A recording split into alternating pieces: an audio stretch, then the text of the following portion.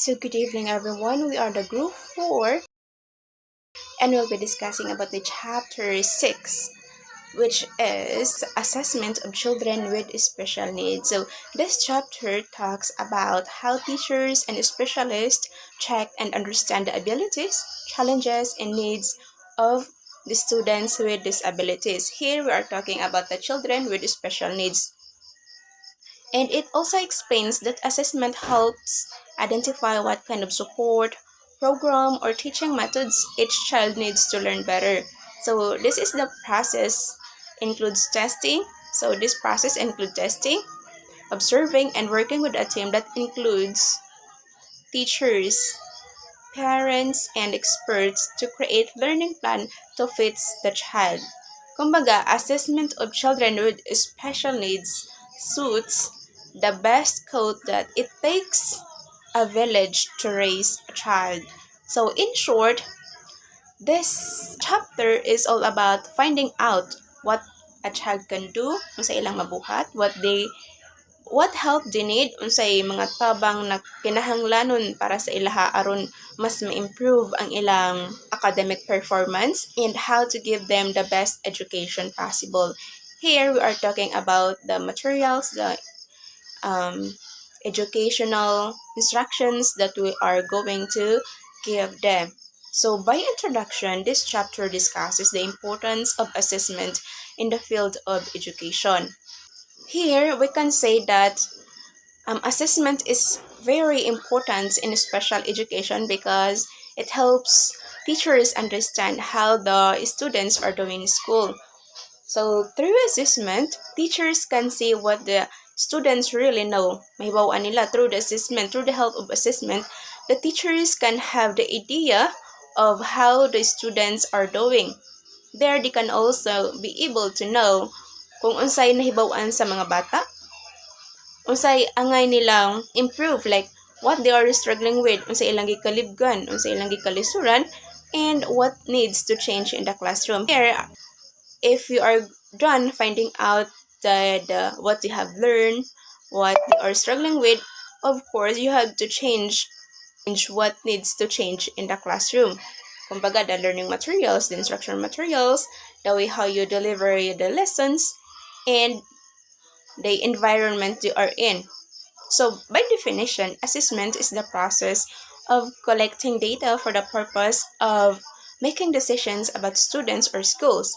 It aims to aid teachers in understanding the level of every student and decides the next step to be utilized in order to ensure proper learning. That was according to Salvia, Iseldike, and Bolt of 2010. So, here it is said that assessment means collecting information about students to help teachers make good decisions. If the students understand the lessons and what support they do next. For example, if that certain students has low scores or low grades in math, so the teacher can use that assessment result to review the topic again or give extra exercises. As a teachers, you can actually see if that kind of students are has a good grades or a bad grade.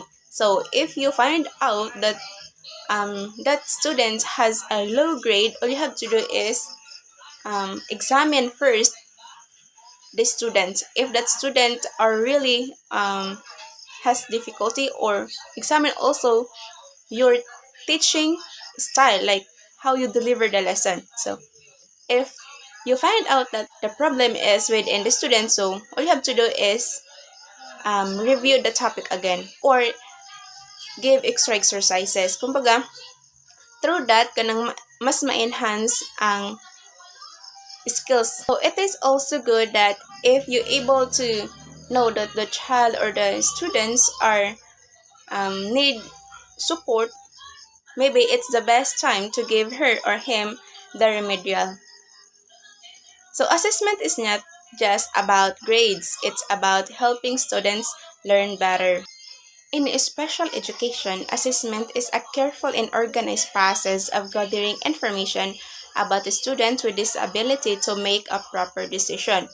Here, we cannot just jump into conclusion that certain child or that certain student has a disability. So it is not one time thing. Kumbaga, kung mahatag-tag assessment, dili siya kausa dapat daghan aron mailhan nato or makita nato unsak ang ayang reliability. Dapat makita jud nato ang um, consistency sa behavior o sa performance sa estudyante. So, it should be continuous. So, padayon ba aron makita nimo ang reliability. Kumbaga, ang consistency sa iyang performance. So, the main goal is to create a learning plan that fits the child's individual needs. So, for example, a student has difficulty focusing during lesson. So, the special education teacher observes him for a weeks, talks to his parents, and reviews his work. So, after assessment, they find out that that student has ADHD. So when we say ADHD, this are type of or condition that has difficulty in focusing. Or kumbaga, kanang they are the students who are easily distracted. So the teacher can design a plan that includes short breaks and visual activities to keep them focused. So as teachers, makabalo man jud ang kind of estudyante is kanang gamay ra siya attention sa discussion. So imong buhaton is mogama ra kag mga short kanang pampalingaw na at the same time kanang ighuman nimo discuss, like give them a short breaks para di siya ma-bored. Next is testing. So testing is one part of assessment. It uses questions, tasks, or activities to measure what a student knows or can do, often resulting in scores. So, kumbaga, testing is 3 scores. Kabantay mo, maingon ta, natay test. So, kung ano na niya is ang score, more on numbers, more on quantity. So, example, during spelling test, the students write down the correct spelling of words they hear. So, these scores show who needs more practice with certain words. Testing gives numerical data like grades, more on numbers. But teachers should also use observations and other forms of assessment, not just a test. Like what I said, para ma-identify jud nimo na naa disability ng usa ka bata, dapat dili ra usa ka test or usa ka assessment imong hatag, dapat daghan kay naabaya ang bata na multiple intelligence bitaw na. Or maayo siya sa math, di siya ka maoog language. Next, we'll proceed to the difference between assessment and testing. So, testing and assessment are related but not the same. If we are talking about testing, it only gives scores and grades. Assessment looks at the whole learning process. It is how the students learn, behaves, and applies knowledge. So, kumbaga, testing is about quantity and assessment is more on quality. So, example, if that students fails her reading test, so testing only tells the teacher that she did not get the high score. But assessment goes deeper. Okay? When we are talking about assessment, it is go beyond that test. It might involve checking if that kind of student has vision problems, difficulty understanding words, or just needs more time to read. So, assessment helps teachers find the real reason behind a student's struggle. So here in special education, that is very important because testing alone can lead to labeling. For example, that student is lazy, but she's dyslexic. So dyslexic or dyslexia is a condition where a student has difficulty understanding words or letters and comprehending it and reading it as well. So we cannot just label that person as lazy or dyslexic without fully understanding the situation. So next, we will move on to the legal basis of assessment for individuals with disabilities. We have actually two. First, the Individuals with Disability Act or IDEA, and the second one is the No Child Left Behind policy. So we'll start with the Students with Disabilities Act or IDEA. So this law ensures that children with disabilities receive free and proper education funded by the government. So it is also protects the rights and ensures schools provide the right support.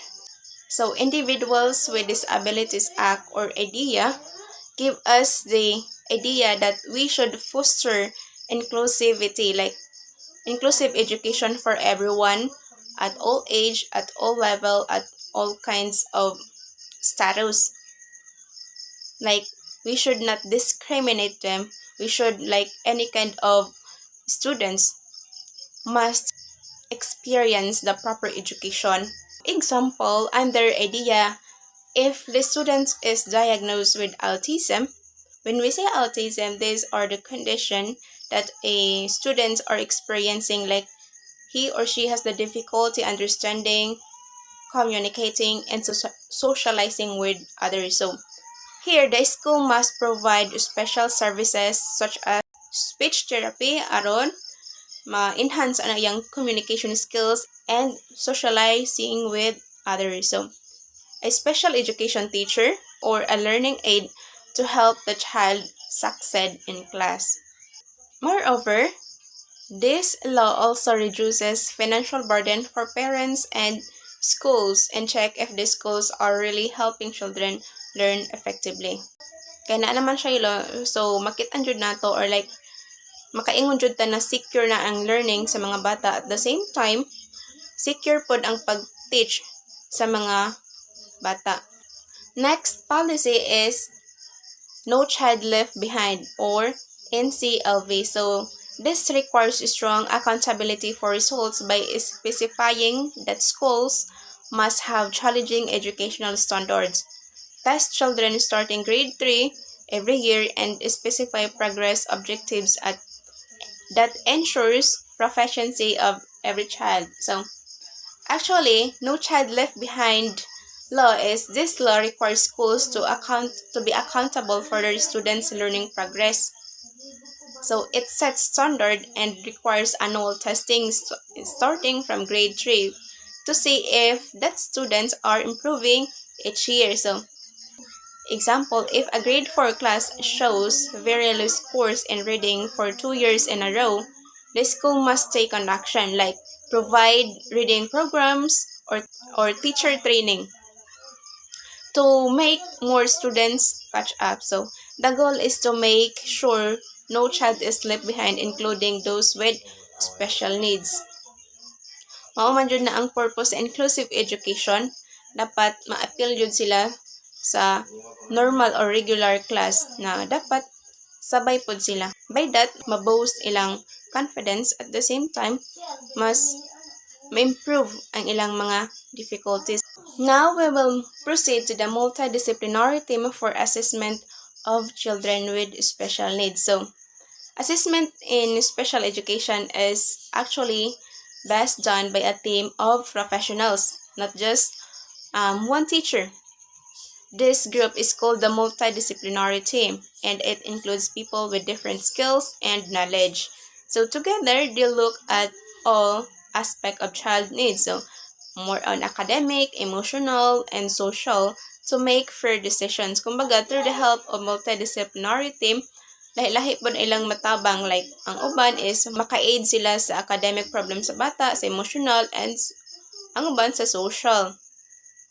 By that, it also fostering the fair decision making. In short, it takes a village to raise a child. For example, when a child has difficulty speaking, so the team might include his teacher, a speech therapist, a psychologist, and his parents. So they met to discuss how that students be supported through speech therapy and class activities. So through the help of teamwork and open communication, help ensures the child gets a complete balance and plans. The academic success and a good performance of a child is achieved if both the teachers and the parents has a good communication. Like they communicate, unsay na-improve, unsay angay improve, ug unsa pay angay nila buhaton para mas ma-improve pa jud ang bata. So members of multidisciplinary team includes teachers, administrators, and appropriate specialists serving in selected roles. Considered as a specialist are the therapists, counselors, psychologists, bilingual teachers, and curriculum specialists. This team is made of different people such as teachers. Teachers or are the one who know the students' academic performance. Administrators who oversee school programs and policies that suits the needs of the students. Specialists is like the therapist, psychologists, counselors, and doctors who focus on specific needs. They are the one who help aids the child or the student. So parents and students are the one who share experiences and help in decision making.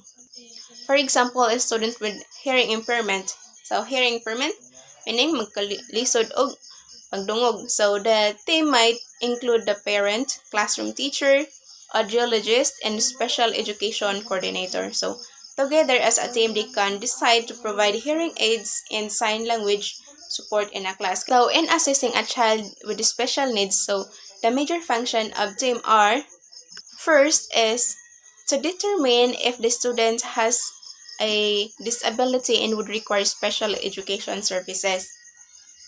Okay, so this means that identifying a child needs learning or behavior plans are caused by disability that needs special support. For example, a student struggles to read even after extra lessons. So the multidisciplinary team assesses that kind of student and finds he has dyslexia. So dyslexia is actually a condition where a student has difficulty reading, recognizing letters and words, and at the same time he has also trouble in understanding. So because of this, that kind of students is given special education services. So like one-on-one reading sessions and visual learning aids. Number 2 is to plan and evaluate educational experiences of students who have been diagnosed to be in the need of special education services. Meaning to say, the team creates and reviews a learning plan that fits the students' needs and abilities. So they make sure that the lessons, activities, and supports help the child learn and grow effectively. So example, that kind of student has the ADHD. ADHD is actually a difficulty focusing on a long time, like dali ra sila ma-distract. As a team, they must plan a shorter yet a fun activities and give her short breaks between tasks. So after a few weeks, they evaluate if these changes are helping. If not, they adjust to better support her learning. Next function of team is to develop an action plan that would meet the needs of the child with disability in terms of education, social, and vocation. So in the inclusion process, which indicates that the child with disability will not be placed in special education. So this means that creating a clear plan to help the child succeed not only in academics but also in social skills and future work skills, which is the vocation. So the goal is to include the child in a regular classes such as possible while giving the right support through the individualized education program if needed. Now we'll move on to the basic multidisciplinary team activities. That includes first is evaluating students who are experiencing difficulty in regular class upon referral or students who are in need of special education upon entering the educational system. This means that the team should check or assess students who are struggling in regular class para masabtan why they are having difficulties. So they also evaluate the new students who might already need special education support when they enter the school. So if that's so, then it's the best time to have the intervention. So when teachers and parents notices problems earlier, like difficulty speaking, reading, or focusing, then they can give support right away before the problem becomes bigger. Next is developing strategies that may be used as intervention in regular class for those students who will benefit most from regular education while providing modifications to suit their needs. This means that creating teaching methods or activities that help students with special needs learn better in regular class. So the teachers must adjust their lessons. The teachers must adapt to the diversities of the students. They adapt to the learning styles, learning interests, and study habit of the students. So teachers adjust lesson or materials so the students can keep up with others. And the third one is initiating the process of assessment for students who are suspected to have disability. It only means that starting to check or evaluate students who shows sign of having disability. So teachers or parents may notice that the child is struggling more than others. So they begin in assessment to understand the child's needs. For example, the student has trouble in learning letters. The teacher may refer them for testing to see if they have a learning disability like dyslexia or ADHD. Fourth one is reviewing existing information and students' assessment data that will be used as the basis for developing an individualized educational program for students. This means we're going to look at the students' past records and test results to identify and understand their strengths and weaknesses. So the information helps students or the teachers and the specialists create a learning plan that fits the students' specific needs. So all we have to do is kanang check the background of that student unsay record niya before aron mas naa kay idea or kanang mahibaw-an nimo unsay strength and weaknesses of that child. So for example, if the student records show they are struggling with reading but do well in math, so the teacher will design activities that give extra reading support while continuing to build on their math skills. The number 5, deciding on the appropriate placement of the student educationally, socially, and vocationally. So this means that choosing the best learning environment for the students, where they can do well in school, make friends, and learn life or work skills. And lastly is number 6, acting as a support system for educators who will be serving students with disabilities. So meaning to say the team helps and guides the teachers who have students with disabilities in their classes. Here they could give advice, training, or materials to make teaching easier and more effective. At the same time, guided and motivated po si teacher aron motudlo sa mga bata with disabilities. Those are all in my part, and thank you.